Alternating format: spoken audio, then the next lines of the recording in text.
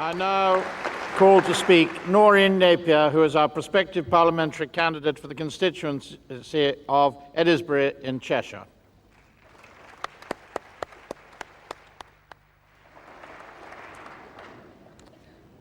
As a busy teacher of languages, I am sure that, like most people here today, I am extremely annoyed that we should even have to be here at all.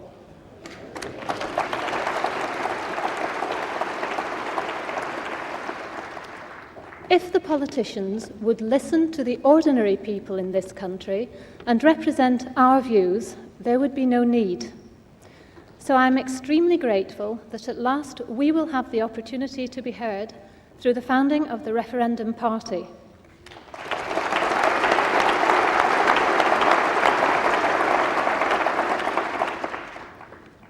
Every family in this country lost loved ones in 2 world wars. Those people were prepared to die for the very thing that the politicians are now insidiously and without consultation giving away.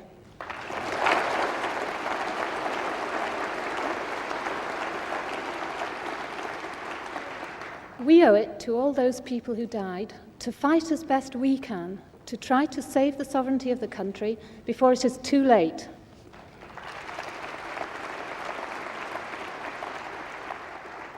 Finally, what I find most disquieting and extremely sinister is that there seems to be a deliberate policy across the whole political spectrum to keep us in the dark about what is actually going on.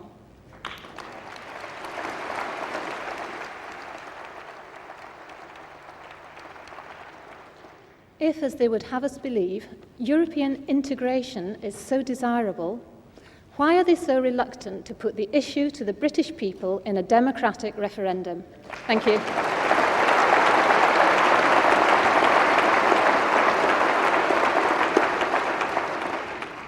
I have great pleasure in introducing Christopher Booker.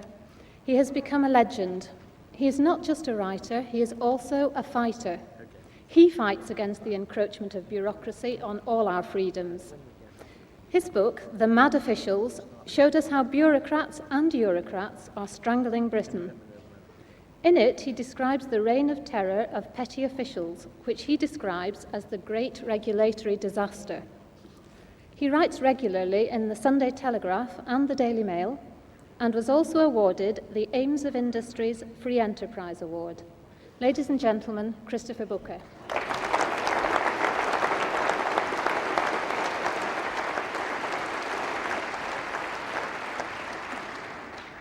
I don't want to get into any competition with these excellent speakers we've heard on the platform this morning, but if there is one issue which cries out for a referendum above all others, it is the one I'm going to tell you about now. It's an issue on which the British people have been sold out, betrayed, and lied to for 25 years. When Mr. Major, Mr. Blair and Mr. Ashdown prattle away about how they don't want a federal superstate, that only shows how little they know or care about the plight of Britain's fishermen.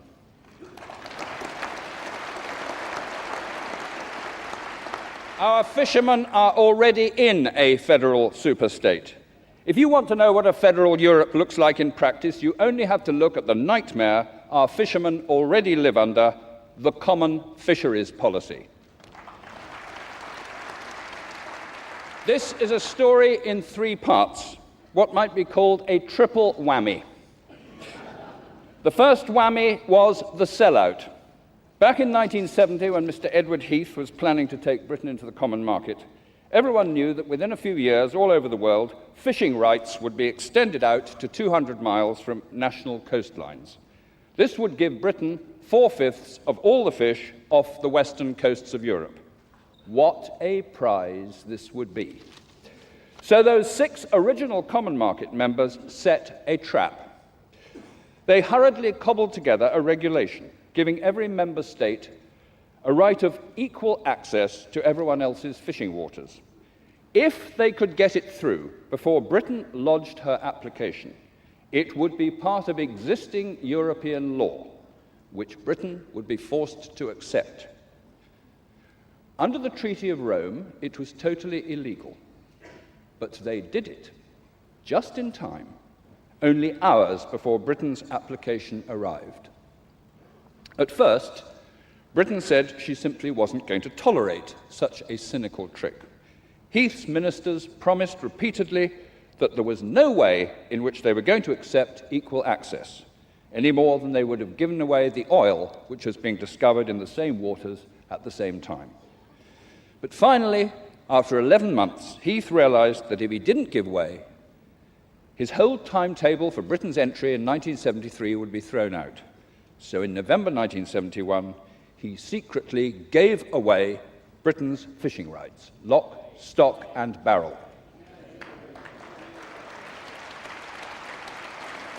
And ministers immediately began to lie about it, about what they had done, and they have continued to lie until this day. 4 years later, when international fishing waters were pushed out to 200 miles, those British waters containing 4/5 of the fish were now a, quote, common European resource. The trap had worked. Stage 2 of this triple whammy came in 1983 when Brussels set up the transitional stage of the common fisheries policy, which is still in force today and which is due to run out in the year 2002. Brussels awarded each country quotas, determining the quantities and species of fish that its fishermen were permitted to catch.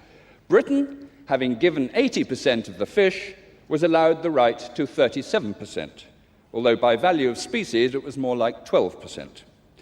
But worse still was that this quota system was based on an absolutely fatal flaw.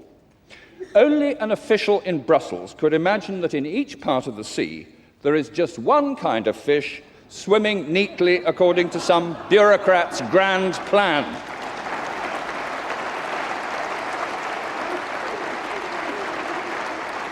If a fisherman puts down his net for whiting, which he is allowed to catch because he has a quota, piece of paper in his hand, it may well come up full of haddock, which swim in the same parts of the sea. But if he hasn't got any quota for haddock, then he will just have to throw all those fish back dead into the sea. And the same is true for all the undersized juvenile fish.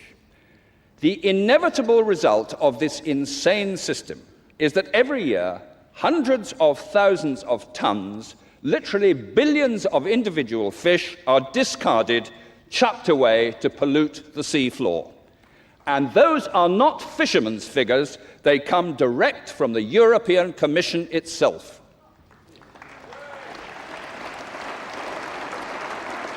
It is one of the greatest man-made conservation disasters in the world today, directly created by rules which the Commission boasts are designed to, quote, conserve Europe's fish stocks. But then came the third and most vicious whammy of all. This was the arrival in 1986 in the EC of the cuckoo in the nest, Spain, with its vast fishing fleet more than 3/4 the size of all the other EC fleets put together, and with a reckless contempt for any conservation rules. Since then, the story of the CFP has been dominated by one thing: the need to give that Spanish cuckoo equal access to what were now known as community waters. To begin with, the Spaniards were told that they couldn't have anything like full access until the final stage of the CFP in 2002. But they were able to make a start when, under the flag boat system, more and more Spanish boats were allowed to register under the British flag, the red duster, to grab a share of British quotas. And as you have heard this morning, when Britain tried to stop this, the European Court of Justice simply ruled that the act of the British Parliament was illegal. So British taxpayers now face a bill of over £100 million to compensate the Spanish quota hoppers who were briefly prevented from fishing. Then, in 1992, Brussels ordered all EC countries to cut back their fishing fleets. Britain was ordered to cut back by 1/5, 19%. The Spanish fleet, 5 times as large as ours, was ordered to cut back by only 4%. Spain was then given £750 million by Brussels to modernize the rest of her fleet. to which British taxpayers alone are contributing £103 million. Then the Spaniards upped the ante. They said they would veto the entry of Finland, Sweden, and Austria unless they were given access to what were now known as European Union waters 6 years earlier than they had agreed in their treaty. The blackmail worked, which is why this year we have seen an armada of powerful, modern Spanish trawlers entering British and Irish waters, hoovering up anything which moves and forcing little local boats off their traditional fishing grounds. In recent months, this tragedy has been hurrying towards its climax. Those Spanish and Dutch-owned flag boats now represent more than a fifth of Britain's fishing fleet, with more flying the red ensign every month. For some species, such as hake and plaice, nearly 50% of all the UK quotas are now in foreign hands. Now Mrs. Bonino, the Fisheries Commissioner, threatens us with huge fines because Britain has failed to meet its target for decommissioning 20% of its fleet. And to justify such arrogance, Mrs. Bonino even quite brazenly invents figures to exaggerate the tonnage of the British fleet, claiming that it is more than doubled in 10 years, when, if you leave out the flag boats, it has in fact shrunk by more than a fifth. This extraordinary woman, this inflated Brussels official, now even informs us we must make a further 40% cut on top of that first 20% cut. Not to mention the fact that British taxpayers must also pay a further £125 million to buy the right for Spanish fishermen to fish all over the world until there is room for them to come into British waters. But only in the last few weeks has that splendid organisation, Save Britain's Fish, managed to dig out the greatest horror of all, what might be called the fourth whammy, the final stage of the CFP, the ultimate Brussels Grand Plan. At the end of the year 2002, there will no longer be national fishing fleets. There will be just what is known as the Union Fleet fishing Union waters. No fisherman will be allowed to fish anywhere without a special fishing permit doled out from Brussels. And the allocation of those permits will be decided on how well each country has complied with the fleet reduction targets. Spain, the good boys, will be rewarded. Britain must be punished and will receive many fewer permits. And our own government still has the audacity to claim that there are, quote, no proposals for a permit scheme, when this document in my hand, Council Regulation 162794, shows that it has already been the law of the European Union since June the 27th, 1994. Thus do we see the final unravelling of the story which began 25 years ago, when Heath secretly agreed to hand over the richest fishing waters in the world. In 10 years' time, the only fishing boats around much of Britain's coastline will be those of our European partners, while for almost any British fisherman to fish in those same waters will have become a criminal offence. In British terms, it has been an almost treasonable betrayal.